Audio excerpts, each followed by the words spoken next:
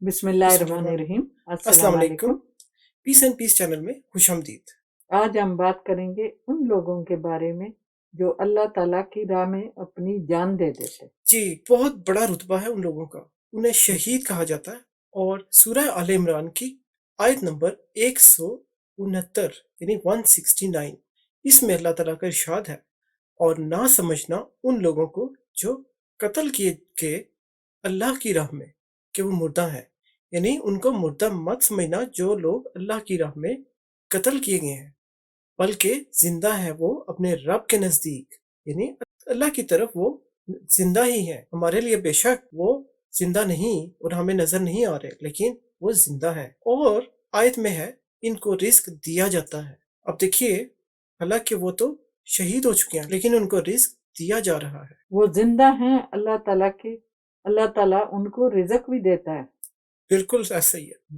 اچھا، پھر اس اگلی آیت میں اللہ تعالیٰ فرماتے ہیں، آیت نمبر 170 سورہ آل عمران، خوش ہے اس سے جو عطا فرمایا ہے انہیں اللہ نے اپنے فضل سے، اور خوشیاں منا رہے ہیں ان کی نسبت نہیں جو ملے ابھی ان سے ان کے پچھلوں میں سے، کہ نہ کچھ خوف ہوگا اور نہ ہی وہ غمناک ہوں گے۔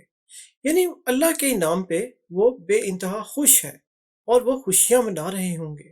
ہمیں اس بات کا علم نہیں، لیکن اگر ہم اللہ تعالیٰ کے اس بیان پر جو اللہ تعالیٰ نے قرآن پاک میں ارشاد فرمایا ہے سمجھ لیں، تو ہم جان جائیں گے کہ وہ زندہ ہے اور انہیں رزق بھی مل رہا ہے اور وہ خوش بھی ہیں۔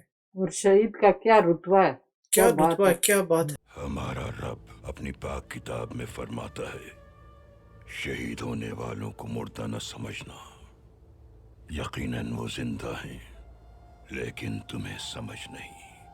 بے شک ہم اسی کی طرف سے بھیجے گئے ہیں اور اسی کی طرف لوٹنا ہے۔ کوئی تفریق نہیں کہ ہم سب کی باز گشت اسی کی جانب ہے۔ شہید کا مرتبہ بہت بلند ہے۔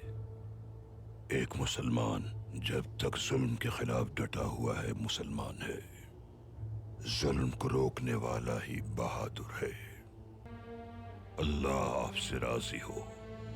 اسی لیے مسلمانوں کا ایمان ہے اور وہ شہادت مانگتے بھی ہیں تاکہ ان کی بخشش ہو اور انہیں جنتیں ملیں۔